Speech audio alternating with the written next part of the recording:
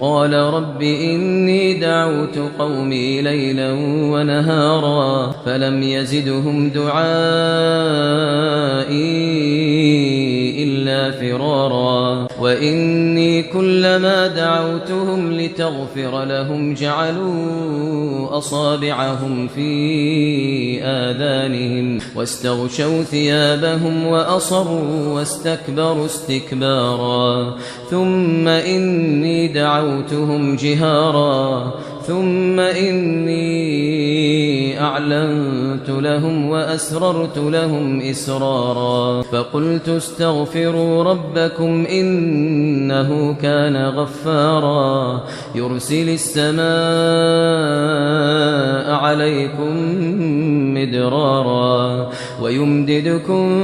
بأموال وبنين ويجعل لكم جنات